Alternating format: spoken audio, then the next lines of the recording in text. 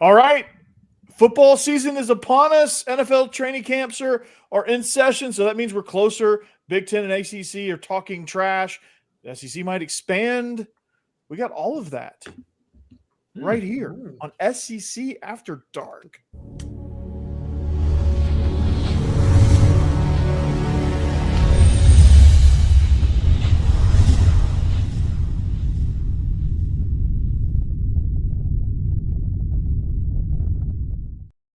All right, we are live here on a Thursday night.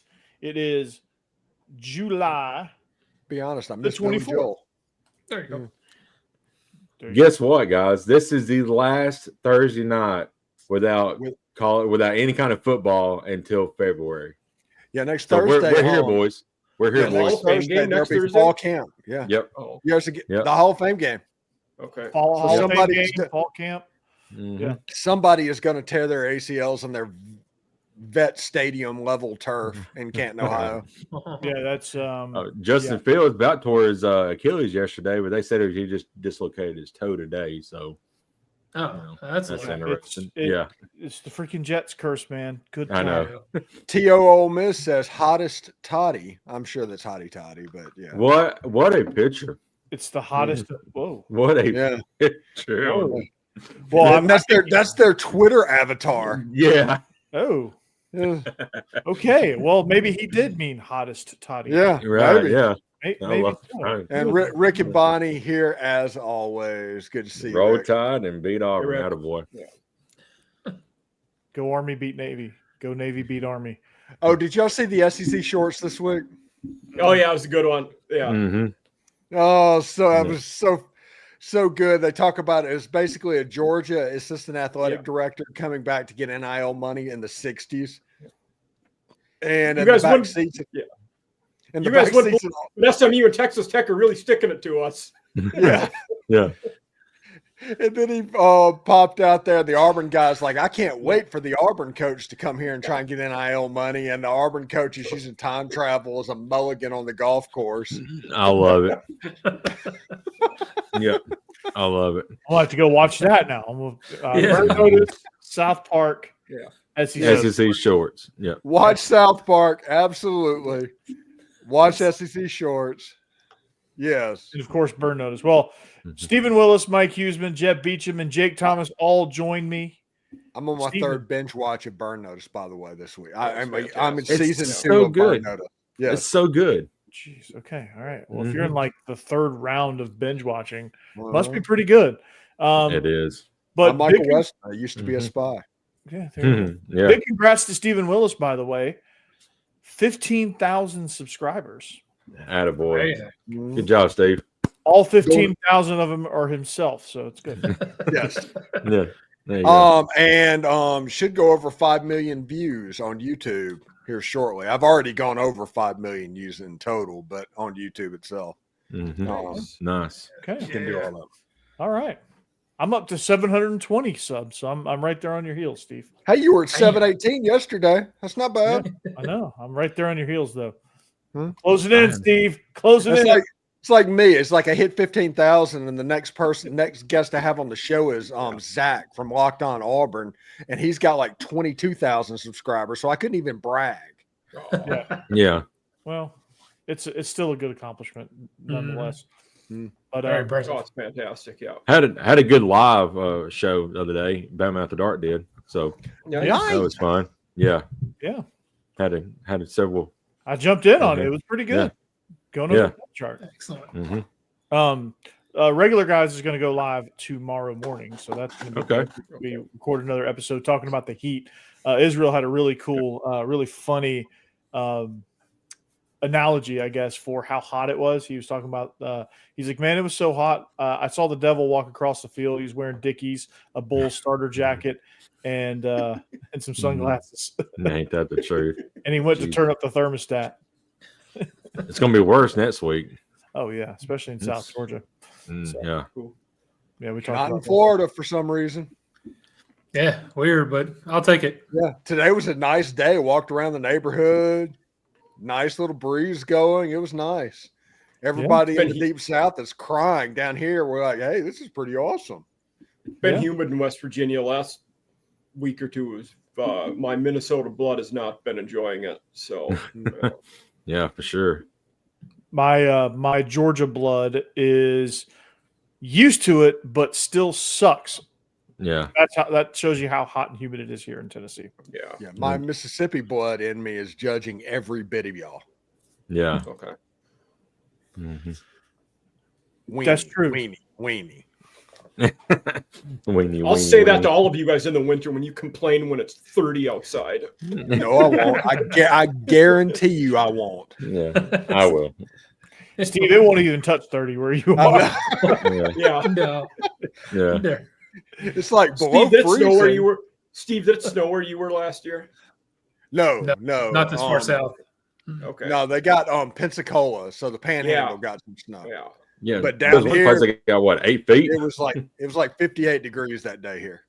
Oh, Yeah. Okay. Pensacola got that Gulf of Mexico effect snow. Yeah. Yeah. Crazy. Hey, was it Alexandria, Louisiana, or Lafayette? One of those got like 19 inches of snow.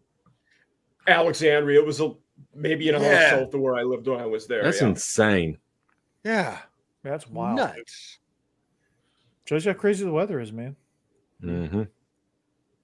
Shows you how crazy it is. So, Yeah. but speaking of crazy, the Big Ten, ACC, they are all over the SEC. They're spending every bit of their media days talking about us.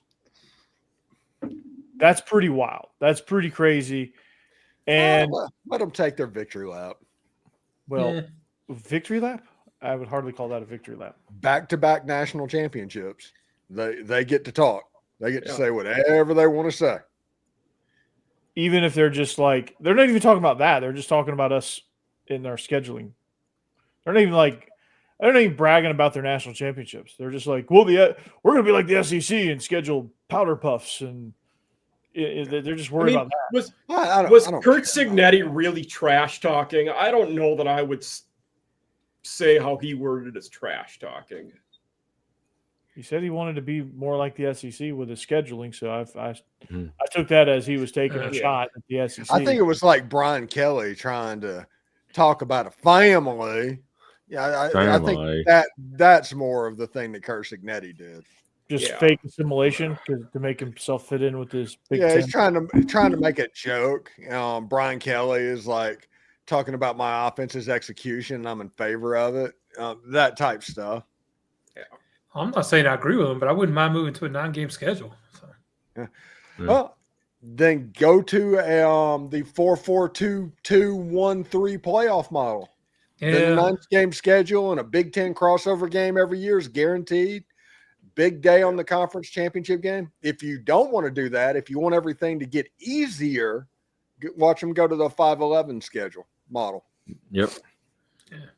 Yeah, they'll keep dropping and dropping and dropping. They're Indiana dropped SEC powerhouse Virginia, so that's we're gonna get to that. I love that. Well, why don't we get to that now? Because this scheduling stuff is probably not quite what whatever. Oh, the Big Ten. Tony, before we get out of here, Tony Petitti accidentally got the playoff expansion right. Maybe not for the reason he's doing it, but he got it right overall because it is less opportunity for people to game the system to make everything about the playoff. In his system, the regular season is still meaningful. Conference championships are still regional. Everything that we love about college football is still there. If you go to the 5-11 model that so-called experts want, they'll game the system. You've already seen the Big Ten teams, 9 of them drop Power 4 opponents for this coming season. It's only going to get worse. USC was talking about dropping Notre Dame. Power 4 opponents, they're crossovers like the Ohio State-Texas game. That will not happen again, and it's going to be at the minimal level to get you into the college football playoff because everything will be about the playoff, and they'll game it. And if you don't believe me, if you want to argue with me, say this. And think about this. When NIL was adopted originally, when the court case happened, everybody was excited because a kid was going to get to do a car commercial based on his name, image, and likeness and make a little money and put it in his pocket. It turned into collectives and pay for play. And the same thing will happen in the 5-11 model. They will game the system for their own advantage to the best of their ability. Yeah, they'll play 3 FCS teams and a G5 team and say, "Oh, we played an FBS opponent. We played Kent State. They barely have a pulse, but we played them." Yeah, I agree with that. We need to go to the 8-6-7-5-3-0-9 model, and I think we'll be okay. Yeah, I don't care if it's 4-4-2-2-1-3. I don't care if it's 4-4-3-3-1-1. I don't care if it's 4-4-2.5, 2.5, 1-2. Yeah. That model is just the best system to go into. Figure the numbers out at a later date. All of that stuff. Put a coefficient in there so the Big 12 and the ACC can move up a bit, or the SEC and the Big 10 can drop down a bit based on performance. Do that stuff, but that will ultimately save college football. Yeah. And you'll make the entire regular season meaningful. Like when you tweeted about this a few days ago, Steve, my comment was, and I've said it before, look at last season. We had 4 of the 12 playoff teams: Penn State, Oregon, Ohio State, Texas. How they did after their 9th game didn't matter. They were in the playoffs basically then. Almost all but one of them dropped games after that. It didn't matter. Those teams could coast through. It was mean. The Big Ten championship was a meaningless game. Yeah, you would see players opt out of conference championship games. That I guarantee you that happens under that model eventually. Oh yeah, Players not playing because you want them healthy for the playoffs. It's like the NFL model. You sit out. You sit out the last week. Your bye week. Yep. Yeah. It's like an unofficial bye week where you start all the backups because it really doesn't matter. Yeah. So yeah, I agree with that. I think that's why every game should matter. I think, you're playing for seeds, you're playing for whatever, and the fact that the sixth ranked SEC team could have a chance to play into the college football playoff makes the SEC schedule relevant the entire year. Yeah. Because think about this too. Like Ole Miss is sitting at 6, going to the Egg Bowl. Mississippi State has nothing else to play for, but if they could knock out Ole Miss out of the playoffs by beating them, that would be their Super Bowl, and you would get a really good, hard-fought game. That would be their Super Bowl anyway. But I get your point. and I'll say, if the 5-11 model were to take hold, I would say, as coming from a Gamecock point of view, Clemson is the team I hate. They are the rival. I hate them. In a 5-11 model, we shouldn't play each other. Yeah, it wouldn't make any sense for either team to play. No. Yeah. Unless, of course, what we're going to talk about next is if Clemson actually joins the conference, then there'll be reason to play them. But out of conference, no. No, that's what I'm saying. Like with the USC, Notre Dame, Indiana drop, and Virginia, like it's that same thing. The risk isn't worth it if you're playing a team like that out of conference. Because they don't care about strength of schedule. It's just about wins. Exactly. Yeah. It's about wins. And as Tony Petitti said, and he was right, there's not really a metric that irons out the strength of schedule and strength of record and things like that. It doesn't exist. It's still subjective. It's always subjective because there's no, you can compare records and you can do all these other, but the context behind all those stats make it to where you can't be objective about strength of schedule. You can't. And it's crazy with all the gaslighting that's going on at Big Ten media days this week. It's difficult. It's like the playoff is right. Don't throw the baby out with the bathwater. The rest of the stuff they're saying is freaking stupid. But the playoff, they're accidentally correct on. And you need to really look at the advantages of this. People hear automatic qualifiers, and automatically it's the SEC and the Big Ten, are they thinking they're better than the other teams? No, that's not it. It's like how the World Cup is qualified for, how the Champions League is qualified for. Every major tournament in the world is based off of an allocation of spots. That's what it is. That's what they say. It's ridiculous. The SEC and the Big Ten are the 2 most powerful brands in college football right now. They deserve 4 spots. The Big 12 and the ACC, they deserve 2. But let's make it to where there's a coefficient, and if an ACC team wins 2 straight national championships and they have success, all of a sudden the the conference that does the worst between the Big Ten and the SEC drops down to 3. The Big 12 moves up to 3, or the ACC moves up to 3. Use that coefficient and make it fair, make it a living being. But with this allocation, you have a better playoff than you would have before. And this is the kicker. The same teams would be like 15 out of the 16 teams that would have made it last year would have made it under the Tony Petitti system. Only Iowa State would get in over Ole Miss in that system, or over South Carolina, one of the SEC schools. But the way it's situated, it's competitive balance. You're going to get the best team in the tournament because if they're not finishing the top 2 of the Big 12 or the top 2 of the ACC or the top 4 of the SEC or the Big 10, let me tell you, they're not the best team.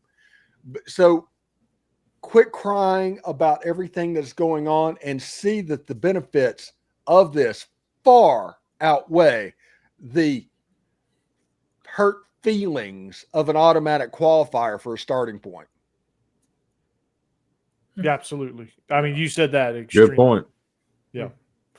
So the schedule. So circling back to scheduling, if you go to that model, then you can only expand your schedules. You can have those marquee matchups because you got those 4 spots allocated. All you got to do is finish well in your conference. Yeah, and big games. If that happens, there's a Big Ten SEC crossover game that happens every single year that replaces the Power 4 game. The SEC goes to 9 games. That is 10 games in a 12-game season that everybody is going to want to see. The FCS game is going nowhere. I hate to break that to everybody. No, I don't care. And it shouldn't go anywhere because this is how FCS football makes its money, is getting those losses. But it wouldn't be 2 Georgia Southerns and a Georgia State. It's just a Georgia State that makes it on the schedule. Just a ULM that makes it on the schedule. Yeah. And then I think for the Gamecocks, you have 9 conference games. You have a Big Ten team. You have Clemson. Then you only have one other game you're playing. I mean, that's a heck of a schedule. Yeah, and it'll probably rotate between Furman, the Citadel. They'll probably keep it in state if we're going to be honest about it. Yeah, and they South should. Carolina State. Yeah, and they should. That would be outstanding. Mm-hmm. So, I'm all in favor of that. If the SEC wants to go to 9 games, they need to expand. They need to have those automatic qualifiers as insurance for moving up in your conference games, adding those marquee matchups, and giving the fans what they want. The number one thing that people need to realize, and I think you will understand the situation a whole lot more. If you look at the best 16 teams, 16 at-large bids, or 5 and 11, of course, if you look on paper, it looks fantastic. But these are some of the most risk-averse people in the universe. And you have to realize that that is going to dominate this all the way through. So if you go 5-11, it's going to become the easiest path to the playoff. The playoff is the only thing that's going to matter. Not conference championship. Just make it to the playoff, and you're going to lose these marquee matchups. Mm-hmm. No Ohio State and Texas. No Clemson and South Carolina. No Florida State and Florida. Those are all going to go away. Lincoln Riley was talking about getting rid of the Notre Dame game today, if that happened. It is guaranteed to happen. So just remember, if you want to be entertained, because everybody's going to say that college football is broken right now. It needs to be fixed. That's the big argument. It's broken. It's broken. Well, if that's the case, don't you at least want to be entertained at a minimum? Yeah. If it's $100 a ticket, wouldn't you rather see Texas and Ohio State rather than Texas versus Incarnate Word? That seriously. Well, for those who may be listening or sure, when are they talking about making these kind of decisions? Like, we keep talking about all these different systems. When are we going to know something? Well, the SEC and the Big Ten have until December to come up with the 16-team playoff format, or if nothing happens, it'll stay at 12. Okay. And if it stays at 12, the same rules for the 5-11 goes for the 5-7. Yep. So they'll come up with something. I mean, I guarantee they got something now. They're just, they're just hemming and hawing. I think they're going to go to the 4-4-6-7-2-1-8 1-1-3 to the third power model. I think that's 4-4-2. Hey, I want. That's a lot of teams we're putting in. Yeah, Yeah. I want. I 68 want the, teams, baby. I want That's the the Eli Joel Grickwitz Klatt- model. Yeah. I want the Joel Klatt system that he came up with. That's 4-4, 2.5, 2.5, 1, 2. Yeah. And what it is the third place team from the ACC and the Big 12 actually play on Conference Championship Saturday, with the winner of that game, like a play-in game, make it into the tournament. That would be pretty sick. Yeah. That would be because who finished third in the Big 12 this year, Mike? Do you know? Kansas State? Was it Kansas State? Kansas State, I thought they were fourth. Let's I can look tell up you the Big exactly 12 who that standings. was. Be Kansas State versus Miami, right? Yeah, I think that's It what would have that- been BYU. It would've been BYU. Yeah. BYU versus Miami for the right to go to the college football playoff. Mormons versus Yeah. Catholic, or Mormons versus convicts. Sweet. New T-shirts. Yeah, new T-shirts. Yeah, BYU Miami is what it would have been, and yeah. So speaking of Miami, they are not getting a potential invite to the SEC. By the way, Nope. Jake, did you have something? I think you were. I'll be right back. My internet is crap right now. It's saying I'm hooked up. My internet's saying it's good, but on here it's like glitchy real bad. So I'm gonna get out and I'll get back in on here in just in a sec. Okay. All right, Okay. Lycos. All right, so yeah, SEC expansion. What do we think? Like, we heard those rumors. Is there something to that? I mean, some notable people reported on the possibility of that. It would be UNC, Virginia, Georgia Tech, Nerds. nerds, and I just lost my train of thought. Who Yeah, Clemson. Clemson. There you go. Jeez. I really lost my train of thought when you did that. Speaking of your I got a slight tangent, Steve, since we go on here. Did you watch Righteous Gemstones? Yes. And you guys, Everything but the last one season. of my greatest nuggets of that the last season when John Goodman was on the boat, if you looked at all his hats, one of them was the Adams hat from when he was the coach. Yes, Revenge I of the saw Nerds. that. Yeah. Yep. Nice. Oh, Yeah. Yeah, I did notice that. Yeah. But hey, I'm all for Georgia Tech coming back into the league. Which all was it, Virginia, mythology?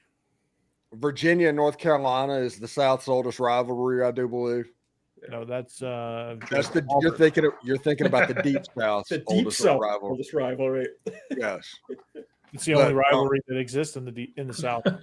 know But North Carolina and Virginia have been playing forever. This is a rivalry that has to stay. And then Georgia Tech coming back in the league. I did a whole podcast on the history of Georgia Tech, of how they are not in the SEC already and how Ole Miss and State kept them out for like 40 years.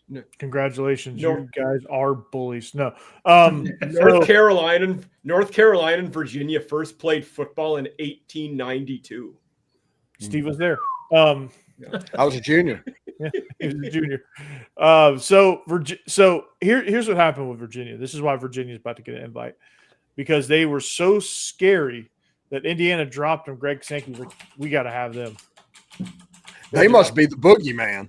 They were the boogeyman. They scared Kirk Signetti, and he dropped them because they were just sitting there. They didn't want to play them. So Indiana dropped them. Wake Forest paid $1 million to not have to come back to Oxford this year after the whipping Yes. they took a year ago. That not even the same sport, guys. I remember watching it on the CW. It was a fantastic game. Yeah. Yeah, well, I think you had Bob and Tom as your Yeah, probably. announcers. It was very, very Jefferson Pilot sports reminiscence. Don't insult Jefferson Bob Pilot. that head. Bob that head. Little rascal. Oh, Jake just missed it. He's too young to know anything about that. Yeah, he don't know about Jefferson Pilot. No. Who's a pilot? There you go. That tells you everything you need to know. Yeah. Jefferson Pilot. You ever heard the Jefferson Pilot game? You ever watched it? No. Mm-mm. It's the Jefferson Pilot game of the week. The three With the three three days. days. And No, I Rascal don't. Flatts was the intro with their song "Bob That Head." Bob that head. No, I don't. Oh, Huh. Jake. That's one of those things I didn't know what it was until I moved to the South. That was not a thing in Minnesota. Yeah. Okay. Hey, I remember Bob Neal and TBS Sports with Tim Foley calling games in the late 80s. Yeah, I remember Bob Neal from. I think he had switched over to the Atlanta Hawks on FS1 for a while after that whole thing, because TBS and he's in Atlanta and all that stuff. So I think he switched over, did some NBA stuff before Bob Rathbun. Yeah. Bob Who they have calling Thrasher games? They get Don Cherry or any of the good Canadians? Only when it was like the game of the week Okay. with NBC. They got the big NBC crew. I can't. To be honest, It is Georgia. It's probably Jeff Foxworthy. Yeah. calling hockey, that'd be insane. Yeah. I would love that. Hey, remember the voice of the Eastern State University Timberwolves, Bob Neal. The voice. He's the voice that was calling Joe Kane, Coach Winters. Yeah. Kane is able. Starting defense. Yeah. A place at the table. It's a great movie. Yeah. It is. Yeah. It's probably. Are you going to tell them that the NC2A is testing tomorrow? You know where they filmed that movie at? In the stadium. South Carolina, Williams-Brice. Williams-Brice, yeah. Yeah. Yeah, I know. Kane riding the motorcycle. By the way, Christy Swanson, all-time hottie, underrated. I wouldn't say she's underrated. I think she's properly rated. She's a hottie. She's rated. Okay. She's properly rated, I think. Yeah. She's definitely not underrated. Buffy the Vampire Slayer made me feel things. It was a very good movie. Can't Hardly Wait. Yeah. Made me feel some things. Jennifer Love Hewitt. No. Jake has no clue what we're talking about. I know Jennifer Love Hewitt. When he sings Paradise City at the party, great scene. He's like, underrated movie, Heartbreakers. Used to say, underrated movie, Heartbreakers.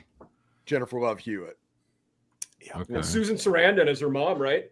Yeah. No, it was Sigourney Weaver. So that's it. That's right. Yeah. For a longest time, I thought those two were the same person. Jennifer Love Hewitt had a TV show a few years ago. Well, it's been several years ago now. The Client List. Yeah. It was. Yes. I didn't watch that. Yeah. The Client List. I saw clips. I didn't watch the show. Yeah, I was all 2 seasons. I was locked in. Yeah. Who here knows Jennifer Love Hewitt's nickname?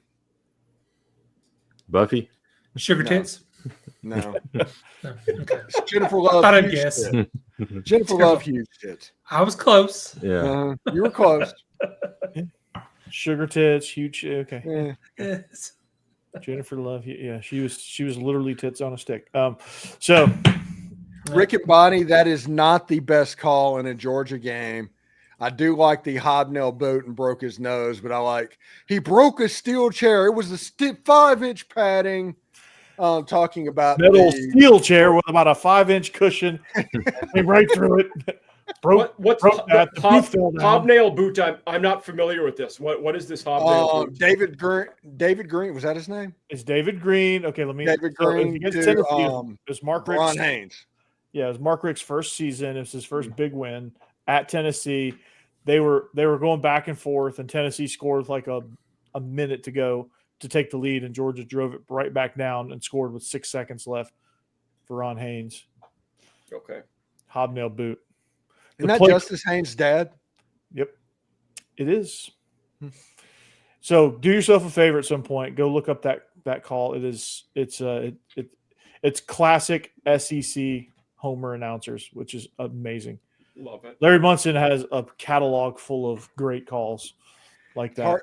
It's hard to find, but anybody that can find Jack Crystal's call of the immaculate deflection where the Mississippi State kicker kicked the field goal and it came back down, it is one of the funniest things you will ever see because he doesn't talk for like 3 minutes.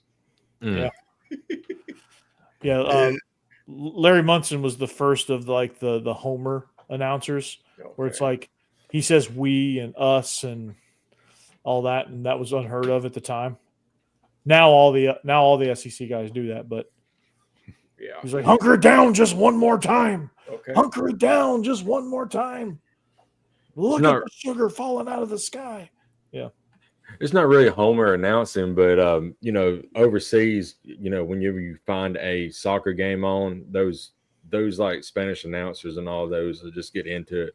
Go, go, go, go, go, go, go, go, go, go, go, go, Yeah, they were go, for go, go, go, everybody. go, go. They're homers for everybody, dude. Yeah, it's crazy. Listen to. What's the guy's name? Andres Cantor. Yeah, that's it. Yeah, that dude is amazing. Mm-hmm.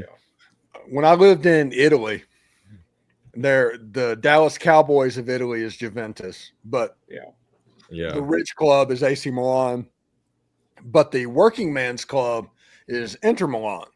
Mm-hmm. Doesn't matter where you lived. I lived on an island off of the island of Sardinia.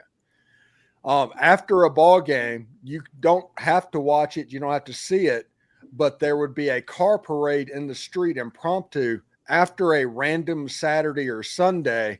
If Juventus won, if AC Milan won, if Inter Milan won, and they would go absolutely nuts. It is one of the most cool things I have ever seen.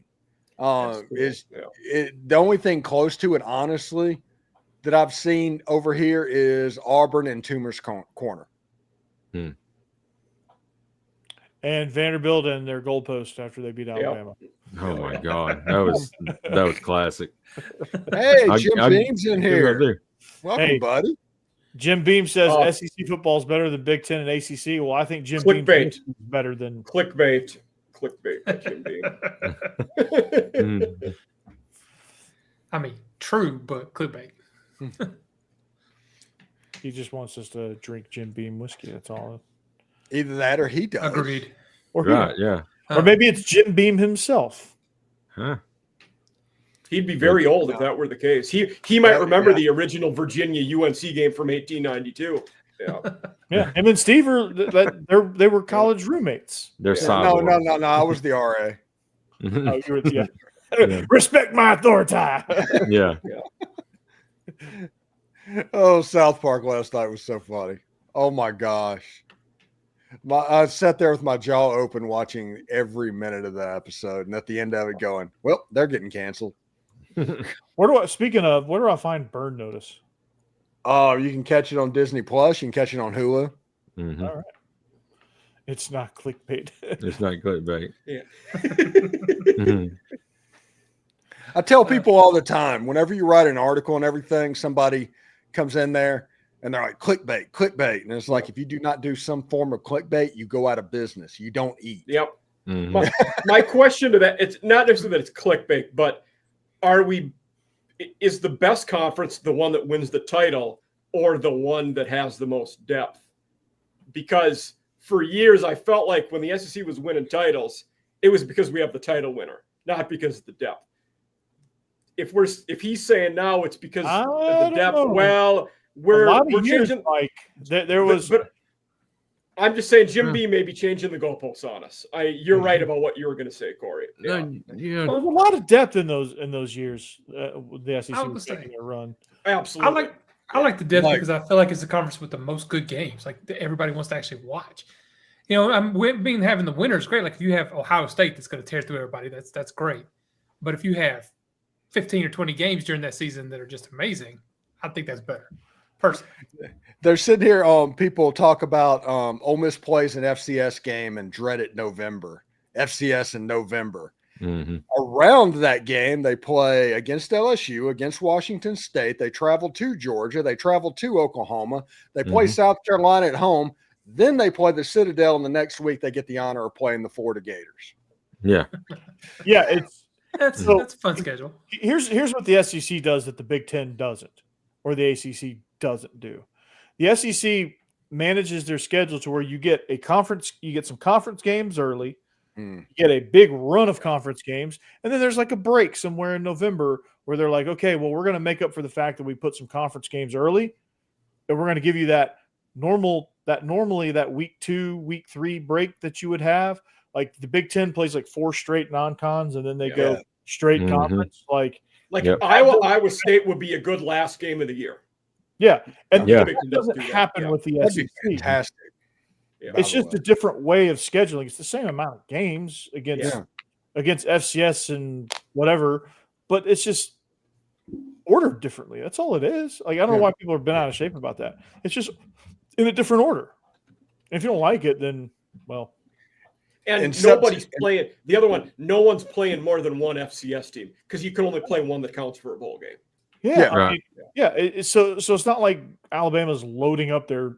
Everyone loves to point out Alabama on all this, but it's not like Alabama's loading up their schedule with Mercer, North Alabama, and Valdosta State. Like they're not. They're playing some quality teams. I saw Alabama's future schedule up until 2034. They're playing a Power 5 conference every single year. Yeah. You've opened up Florida State. You've got Georgia Tech coming up. We've got, I forgot who else we got coming up. Ooh, send those Yellow Jackets to a watery grave. Yes. Yeah. So, they have that's going to be canceled, though. Yeah. That's going to be a conference game very soon. Next year, they have West Virginia and Florida State. Then it's West Virginia, Ohio State, Oklahoma State, Notre Dame, Georgia Tech, Notre Dame. Minnesota in a few years. Yeah, love it. Yeah. Vanderbilt's got a series going with Purdue, NC State, and Stanford. Yeah. Which is pretty cool. That's an SEC ACC game. That's always a good game. Good test. Starting next year, the Gamecocks have Miami for a few years, in addition to Clemson yearly, obviously, and then they have NC State down the road too. Mm-hmm. Yeah. And Vandy hasn't made their schedule out past like one non-conference game for those years. They do play Delaware next year, which is interesting. Delaware will be an Hey, we're in Delaware. Oh, they also have NC State, though. They have a few. In 2027, we have the Brain Bowl, Vandy Stanford. Oh, nice. Interesting. Okay. I will give Vandy credit. The smart schools, they play each other and rotate it pretty good because a couple years ago we had Vandy Duke. There's been Vandy Northwestern. Vandy Wake Northwestern Boston College is one we've seen. Yeah. That's a good point. So that's cool. Steve, how are your Tigers doing? Not well at the moment. Not well at all. 11-1 tonight. I know who ain't doing well. That's the Braves. Yeah. They've lost like 8 of 9 or something like that. Who get shellacked by the Giants? Tigers. Oh my gosh. Everybody's hurt. Everybody's hurt. Yeah, that would derail your season real quick. Yeah. Welcome to July baseball. Yeah.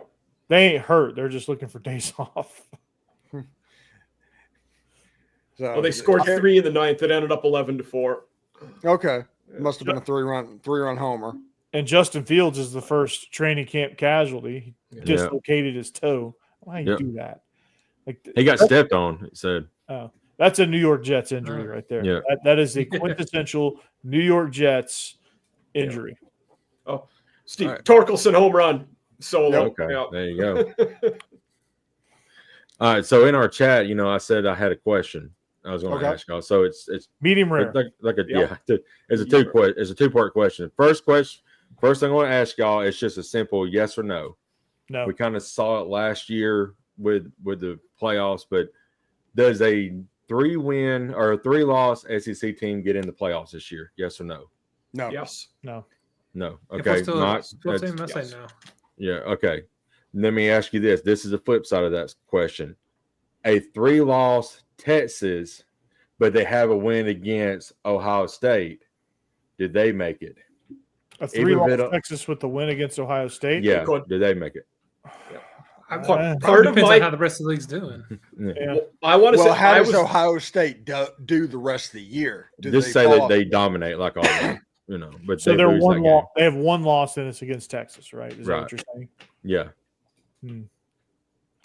Well, it depends on they'll get in, they'll sneak in one of those last spots, but it just depends on who's coming out of the Big 12. Like if the Big 12 has 3 really good teams, it might be tough to throw them in there. But if there's like a tie and it's like you get down to the wins, then Texas would get the nod because they had the quality win probably if it got to that point. They're going to have a weird loss on their schedule. Yeah. If they're 9-3 and they beat Ohio State. That means that Florida got them. Florida could very well be a 6-6 team. That's a tough schedule. It could mean they lose. Yeah. It could mean they lose at Kyle Field the last game of the year too. Yeah. Right. Yeah. Well, no, it'd be at home against A&M because it was at Kyle last year. You're right. It's in Royal. Yeah. And why I said yes to that, part of the holistic looking at the playoffs, I think only 3 Big Ten teams get in this year. Penn State, Ohio State, Oregon. I don't think we have a 4th Big Ten team this year that gets in. So I think we probably get a. I'm very low on Michigan. If there's a 4th, I think it's either Illinois or Iowa, and I don't think either of them get in. Okay. You think Indiana drops off? Like? A little bit. I think Indiana's still good, not nearly as good as they were last year. Signetti's a really good coach. I think they're like 8-4. Yeah, that's respectable for them. Yeah. Corey, did you say did you ask something? I was asking about Michigan. Yeah. Oh, I asked about Michigan. I don't think starting a true freshman you'll make the playoff at quarterback with Underwood. Yeah, you're right. I just don't think it's going to be weird. Like Ohio State, if they lose to Texas, they're going to lose too because they're going to lose to Michigan because they always lose to Michigan. So, me and Stacey had this conversation. We did a live show last Saturday, and we kind of brought it up, but there could be so much parity this year in the SEC. You could see 4 teams finish at 6-2 in the conference, and then there's going to be tiebreaker at the tiebreaker to see who gets in that final, the 2 final spots to play in the SEC championship game. But do you punish the loser of the SEC championship game and allow the other ones to be in the playoffs? Or it's going to be so weird. And there's a chance. It's a long shot, but there is a chance, and if it plays out right, that just say Alabama and LSU could potentially see each other 3 times, once in Tuscaloosa, once in the SEC championship game, if it all works out well, and then again the playoffs. And based on the number of SEC teams that could make it, that scenario exists for several teams in different configurations. Yeah, exactly. It's crazy. Let me ask a question to that. No, to the topic Jake just asked. You guys, say last year, if Georgia would have lost in the conference title game to Texas, they have still gotten in the playoffs because that's the scenario we're talking about. Would Ole Miss have jumped them? Alabama would. Bama beat. But I'm saying, would someone have beat them? Ole Miss beat them too. That's why I said that. Yeah. Like, does one of those teams jump them who didn't play in the conference title game over a team that lost the conference title? Last year, it probably would have happened. I think Ole Miss would have jumped Alabama in that situation because, the only really bad loss Ole Miss had was against Kentucky. Alabama had a bad loss to Vandy and to Oklahoma.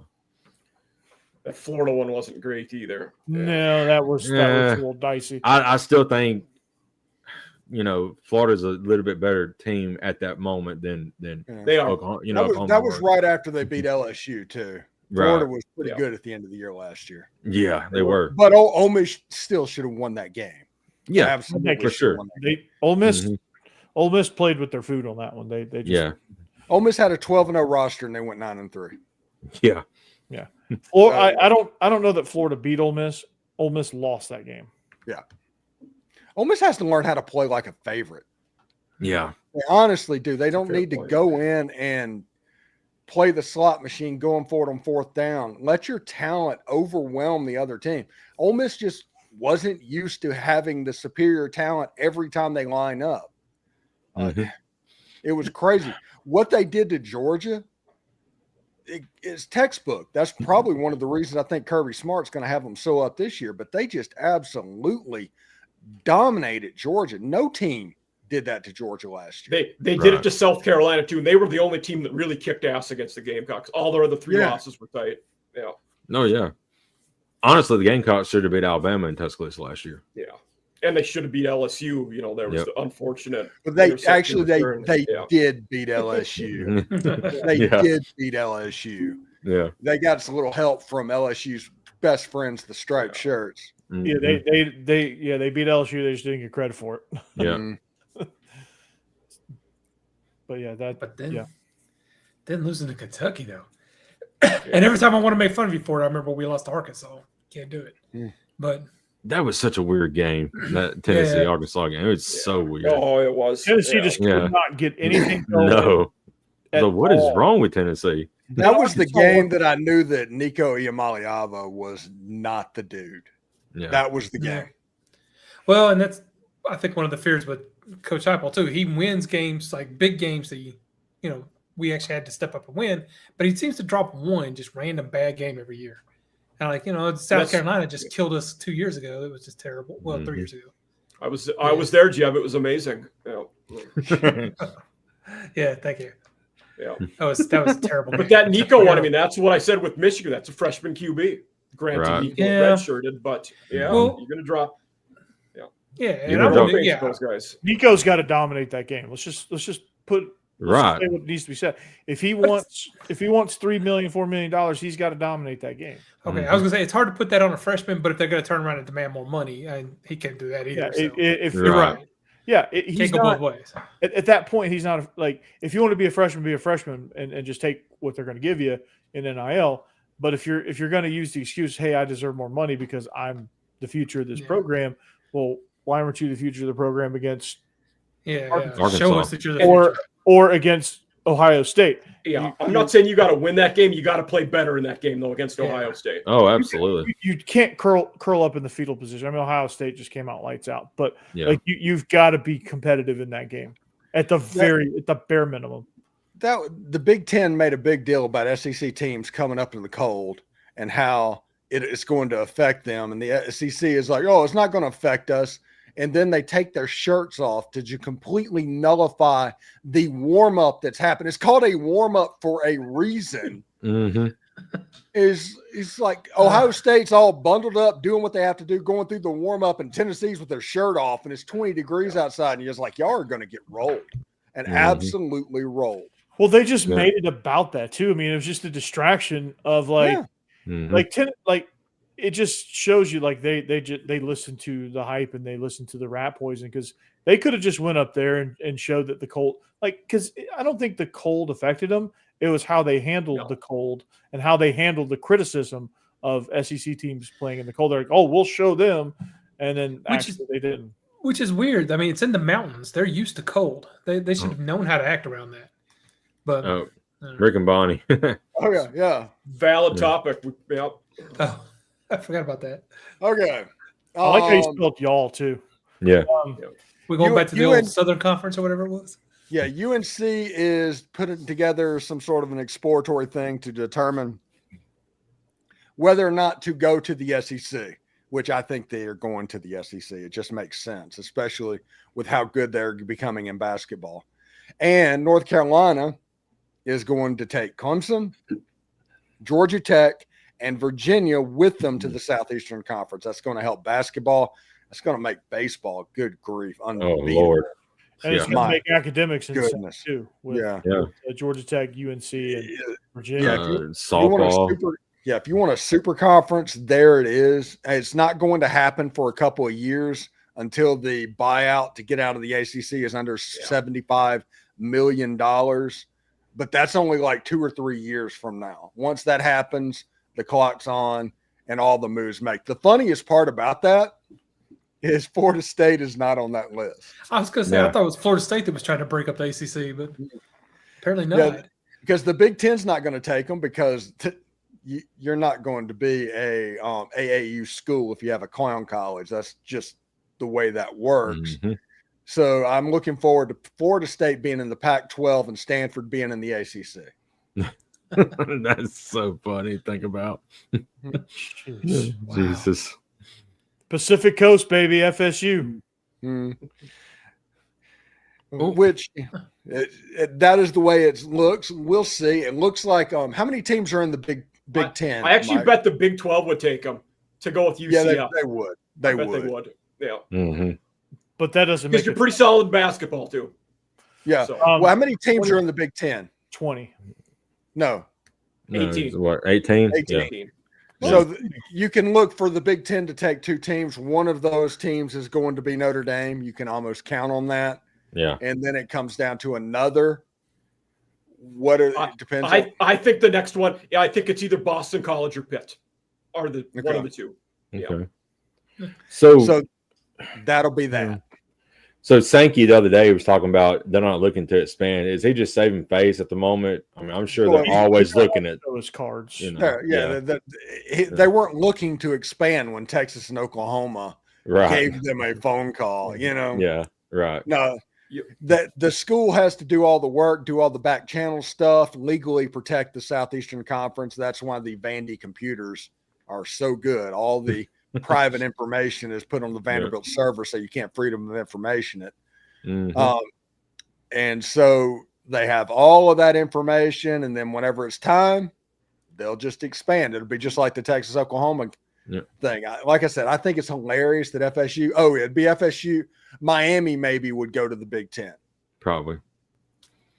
They really are like.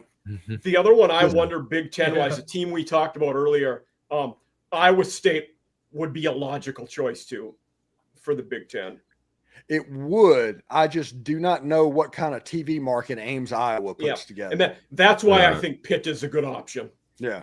And you get Penn State, you're close to Ohio State, or BC, and you get that Boston. Exactly. Yeah. Yeah. Although Piscataway, New Jersey. That's right in New York City's lap, though. I know, but who in New York City besides Tony Soprano is watching Rutgers football? That's true. Yeah. Another one it's in every bodega in Times Square, man. Rutgers football. Another Big Ten one who's good at football, good at basketball, and geographically, Louisville could be a Big Ten team too. Oh, that's a good point. Yeah. Yeah. That would make sense. And Kentucky's in the north. Yeah. We always we like to joke about Missouri not fitting, but Kentucky was the original not fitting team. Yeah. And Steve, the comment you made about Vandy's computers is the reason why they would never leave the SEC. Never. We're never gonna let them leave because of that right there. Everybody says kick out Vanderbilt and bring in good team. Nope. Nope. And Vandy's good at other sports. Right. Vandy brings up the stock in baseball and basketball, so they're not going to do that. I wish they would adopt a softball team. They're the only one that don't have one in the SEC. I think there was some sort of I forget what other sport they had to have, and they couldn't sustain it. Gotcha. That makes sense. Volleyball? Could it be volleyball? They have volleyball. They got a volleyball. Okay, I didn't know that. Okay. They do have volleyball. I wish they would. I mean, women's bowling is so good here at Vanderbilt, but they bowl in Smyrna, Tennessee. Do they really? I got the banner hanging up. Wow. Yeah, they have good golf program. Vanderbilt really. Vandy has a good golf program. Is that what you're saying? It's wild. Yeah. Do they have equestrian? Some of the SEC schools have equestrian for women. Does Vandy have that? I don't think so. I know Georgia does. I know Auburn. A&M and South Carolina has it too. And maybe downtown Nashville. I don't know where they do that. If you see the campus map of the athletic facilities, they're all close by. Equestrian stables are like 15 miles away. Yeah. They have to be. They jump over the forest in Nashville. Yeah. Like Texas and Oklahoma have crew teams. So Tennessee added one, and maybe Florida. So they're kayaking, doing crew in the river, in the Tennessee River, and it's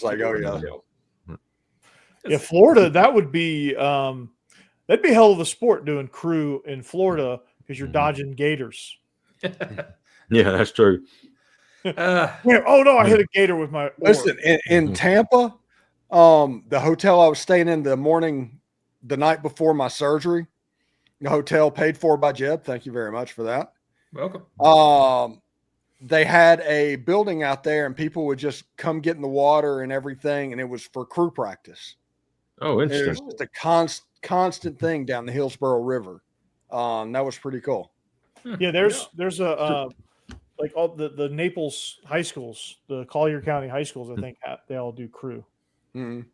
Speaking of cool stuff, Sunday we were just hanging out at the house on ESPN. They had high school women's flag football or high school girls flag NFL football. Network, yeah. That's gonna be a real sanctioned varsity sport. Yeah, very soon. Yeah, I don't understand why it became so much of a focal point so quickly. Yeah. I understand why it's there and doing all that, Mhm. but it's like they all had a vote in a dark room somewhere that is like, let's talk about women's flag football incessantly because it's all over. The NFL initiated. Yeah, it's all initiated. So of course it's going to be, that the NFL's like, hey, how can we outreach our league even more? And they just said, hey, girls flag football, let's do it. Okay, Didn't they already have that when it was called like lingerie football or something like that? Sorry. That's how they get to that point, Jeff. Yeah, they train it the now. history. Yeah. Right. What was it? Mark Rippon's daughter was in that. Yeah. Oh gosh, yeah. That's right. Hey, they were impressive, Yeah, we know what Jeb watches now. Not in a long time. It's been gone. Yeah. Jeb, that could be your locked on niche. Girls flag football after dark. Oh yeah, make sure they're at least 18 though before you start. That's fair. That's true. Yeah. You're on enough lists. We don't need you on those. We don't need you on the FBI list. I want to be researching that too much. And Jeb will be like, no, you need to look over here. No, look over here. Do anything but talk about that list. Yeah. Anything. I've saved college football. Don't talk about that list. Yeah. Oh man. Yeah, Jeb, stay off as many lists as you can. Yeah, please. Please. But no, girls flag football is huge here in Tennessee.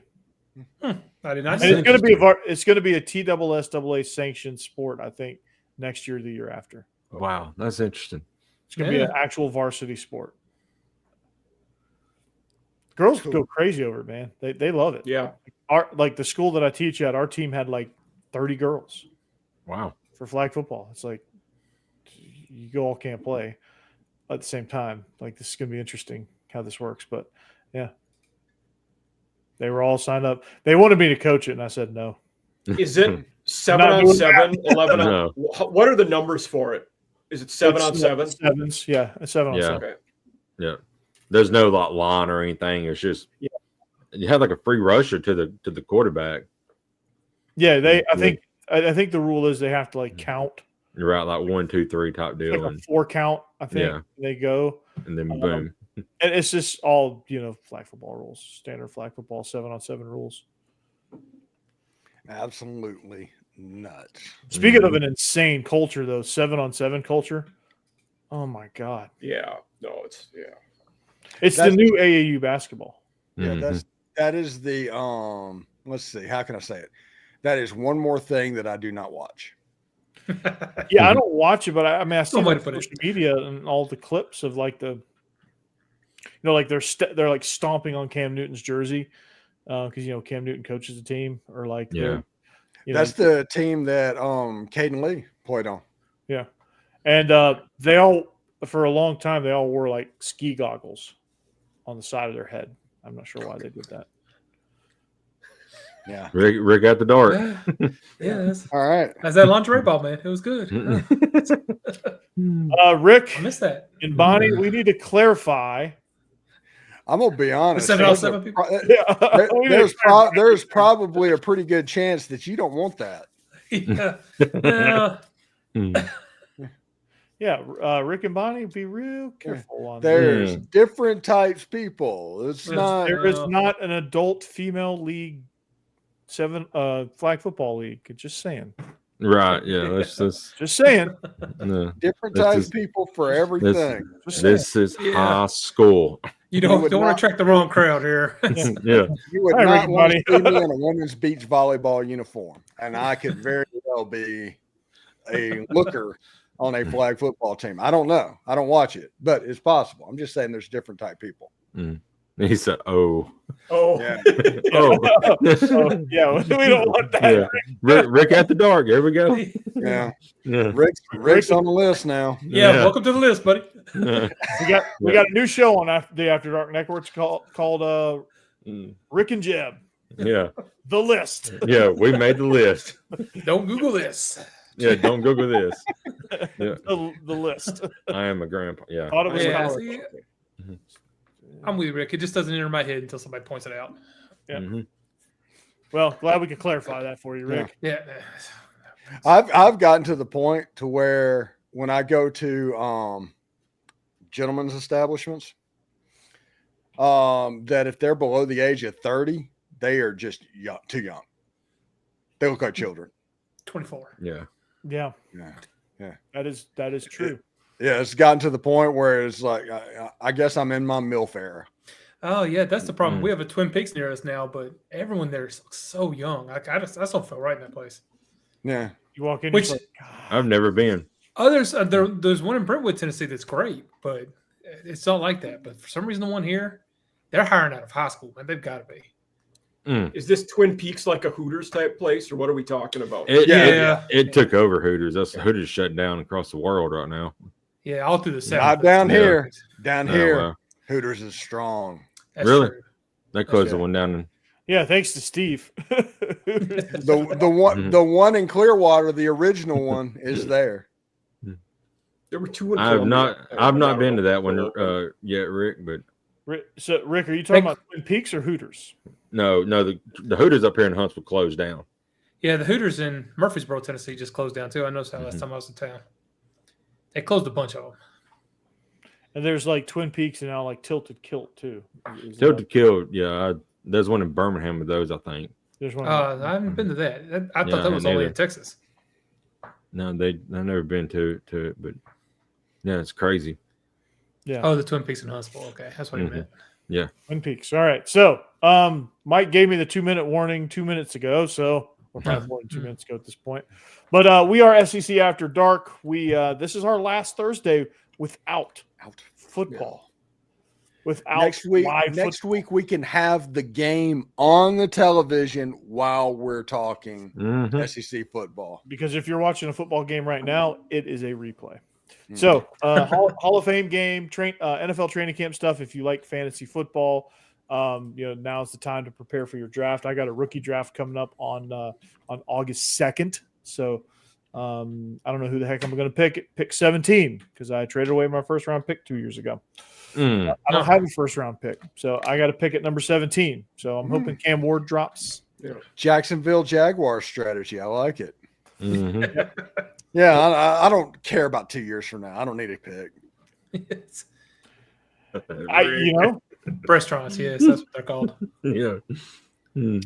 Okay, we're going to end on that. SEC After Dark. Mike, Steve, Jake, Jeb.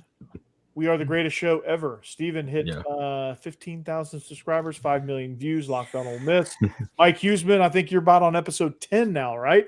Of off-season? Today was 9, Mississippi State. Next week we have 10. That's Jacksonville State. Oh, And, cool.